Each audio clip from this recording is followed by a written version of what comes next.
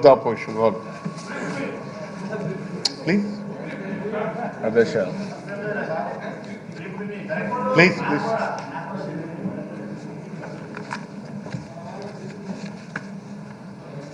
ఈరోజు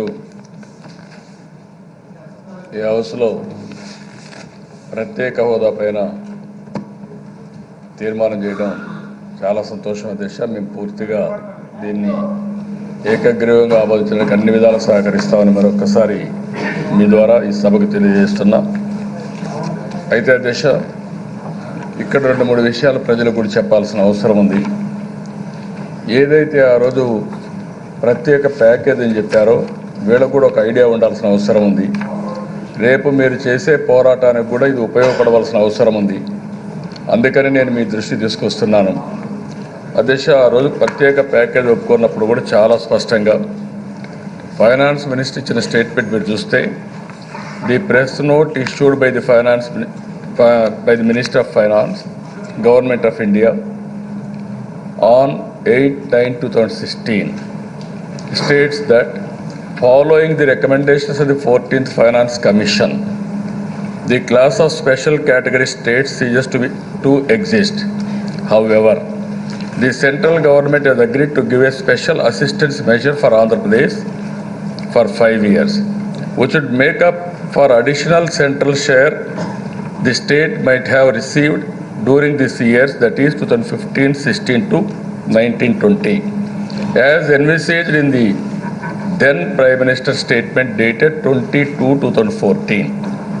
22/2014 ఏమి ఇచ్చారంటే అధ్యక్ష, on the floor of the Rajya Sabha, for purpose of central assistance, special category status will be extended to the successor state of Andhra Pradesh, comprising 13 districts, including the 4 districts of Rayalaseema and 3 districts of North Coastal Andhra, for a period of 5 years.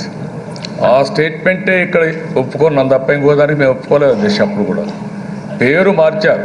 ఎందుకు మార్చారు? Finance commission ఆ పేరు ఇవ్వడం లేదు, special status అనే పేరు తీసేసామంటే ఎవరు ఇవ్వాలంటే సేమ్ స్పిరిట్ అధ్యక్ష మీకు స్ట్రెంగ్త్ చేయడానికి చెప్తున్నా. ఫైనాన్స్ మినిస్టర్ ఆ రోజు నేను చెప్పాను, దానికంటే తక్కువ దేనికే మేము ఒప్పుకో. ఆ రోజు ప్రైమ్ మినిస్టర్ ఏదైతే చెప్పాడో ఆ ప్రైమ్ మినిస్టర్ స్టేట్మెంట్కే మీరు కట్టుబడి ఉండాలని చాలా స్పష్టంగా ఇన్సిస్ట్ చేశాం.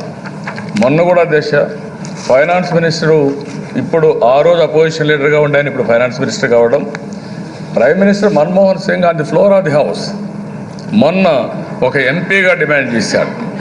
నేను అడిగాను ఆ రోజు, మీరు అడిగారు, నేను ఆమోదించాను. మీరు 10 ఏళ్ళు అడిగారు, ఇప్పుడు 5 ఏళ్ళు ఇస్తామని మేము ఒప్పుకున్నాం. కానీ మీరు 10 ఏళ్ళు మళ్ళీ కావాలంటే కరెక్ట్ కాదంటూనే మేము దీనికి ఒప్పుకుంటున్నాం. మీరు ఎందుకు ఇవ్వరు?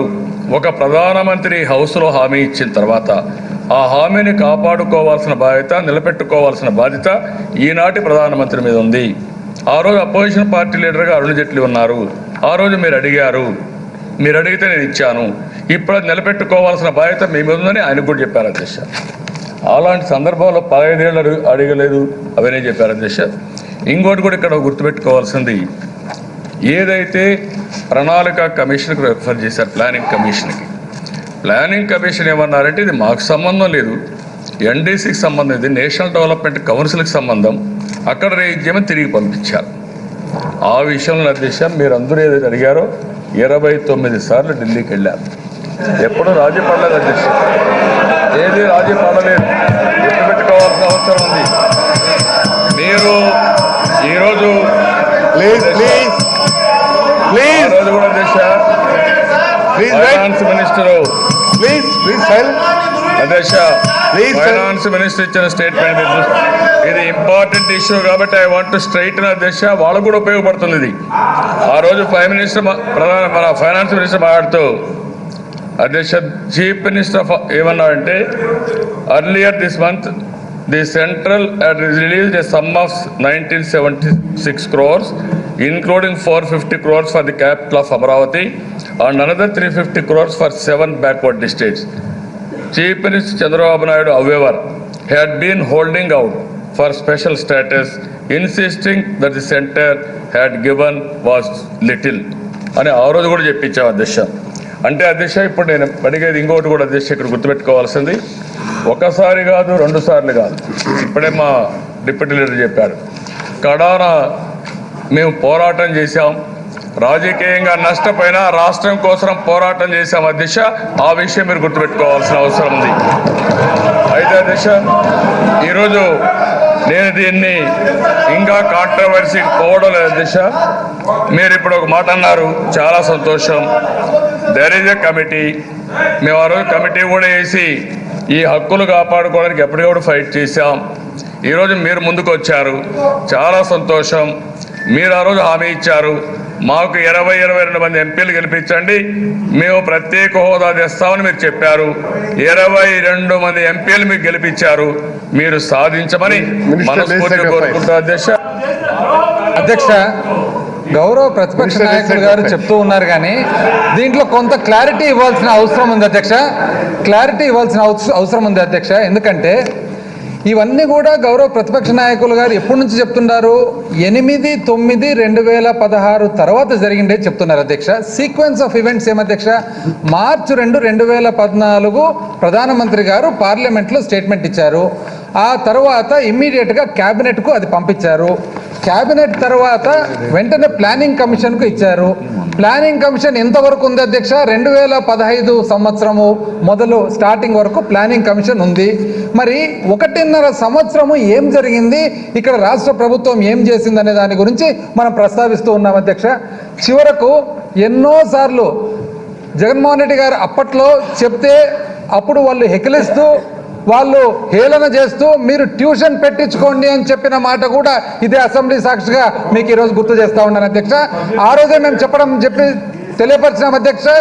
14వ ఆర్థిక సంఘం ఎక్కడే కానీ ప్రత్యేక హోదా ఇవ్వకూడదు, ప్రత్యేక హోదా రాష్ట్రాలకు ఎటువంటి కామెంట్ చేయలేదు అధ్యక్ష. వాళ్ళు ఏమన్నారంటే డెవల్యూషన్ చేసేటప్పుడు ప్రత్యేక హోదా రాష్ట్రాలకు, నాన్ ప్రత్యేక హోదా రాష్ట్రాలకు వ్యత్యాసం లేకుండా మా పని మేము చేస్తున్నామని చెప్పినారు. అది మనం వెరీ క్లియర్గా వాళ్ళు తెలియపరిచినా కూడా వాళ్ళు ఒప్పుకోలేదు అధ్యక్ష. ఒప్పుకోకపోగా 8/9/2016 సంవత్సరంలో ఆ అర్ధరాత్రి ప్యాకేజ్ ఒప్పుకున్న తర్వాత ప్రెస్ వాళ్లకు ఢిల్లీలో సాక్షాత్తు అప్పటి ముఖ్యమంత్రి గారు మరి చెప్పిన మాట, ఎవరు ఏ తల్లి అయినా కానీ ఏ అత్త అయినా కానీ మగబిడ్డను కంటే వద్దంటారని చెప్పిన మాట కూడా ఈరోజు నేను గుర్తు చేస్తా ఉన్నాను అధ్యక్ష. అంటే వాళ్ళు అంత ప్యాకేజ్కు కమిట్ అయి వచ్చి ఇక్కడికి వచ్చి ఇక్కడ స్టేట్మెంట్లు ఇచ్చి తీర్మానాలు చేసి చివరకు ఒక్క భారతదేశంలోనే కాదు యావత్ ప్రపంచంలోనే నరేంద్ర మోడీ గారు అంత గొప్ప వ్యక్తి, రాజకీయ నాయకుడు లేదని చెప్పినది కూడా లెజిస్లేటివ్ కౌన్సిల్ ఒకసారి కావాలంటే క్లిప్పింగ్ చూడొచ్చు అధ్యక్ష. ఈ మధ్య కాలంలోనే అధ్యక్ష మరి అప్పటి ముఖ్యమంత్రి గారు ఏమన్నారు అధ్యక్ష? అప్పుడు ప్రతిపక్ష నాయకుడు జగన్మోహన్ రెడ్డి గారు ప్రత్యేక హోదా అంటూ వస్తే పరిశ్రమలు వస్తాయి, ఇన్సెంటివ్స్ ఉన్నాయని చెప్తే ఛాలెంజ్ చేసి ఢిల్లీలో అందరు ఎదురుగా ప్రెస్ సాక్షిగా show me one state where any development has taken place అని చెప్పినది కూడా ఈరోజు నేను గుర్తు చేస్తా ఉన్నాను అధ్యక్ష. చివరకు మేము అప్పుడు కూడా చెప్పినాం అధ్యక్ష, హిమాచల్ ప్రదేశ్, ఉత్తరాంచల్ ఎక్కడి నుంచి వచ్చిన ఇండస్ట్రీస్ ఎందుకు పోయి ఎవరైనా కొండ ప్రాంతంలో పెట్టినారు, ప్రత్యేక హోదా ఉండబట్టే కదా అని చెప్తే దానికి కూడా come on show me wear Uttaranchal, show me wear Himachal అనేది కూడా ఈరోజు మేము గుర్తు చేస్తా ఉన్నాం అధ్యక్ష.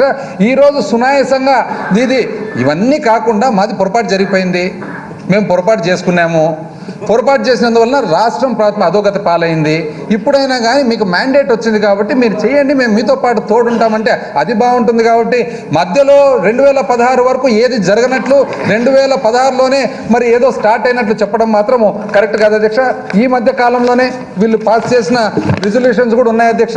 బ్రహ్మాండంగా అందరినీ పొగుడుతూ, అప్పుడు ప్రధానమంత్రిని పొగుడుతూ, అప్పుడు అరుణ్ జైట్లీ గారిని పొగుడుతూ, శాల్వాలు కప్పుతూ, ఎన్ని శాల్వాలు అధ్యక్ష ఇక్కడ నుంచి ఢిల్లీకి పోవడం, ఎన్ని శాల్వాలు, ఎన్ని లడ్లు, ఎన్ని వీణలు, అసలు శాల్వాలు కలిసి ఇంచుమించు బీరువాలకు అవుతాయి అధ్యక్ష. అక్కడ శాల్వాలు ఢిల్లీలో చేస్తే 29 సార్లు అయినా 39 సార్లు అయినా సాధించినది ఏమనేది పాయింట్ అని చెప్పి మీకు తెలియజేస్తా ఉంటాను అధ్యక్ష.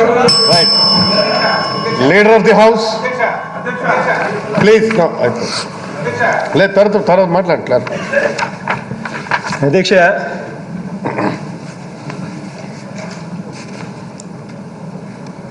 గవర్నర్ గారి ప్రసంగానికి ధన్యవాదాలు తెలియజేసే చర్చకు పార్టిసిపేట్ చేస్తూ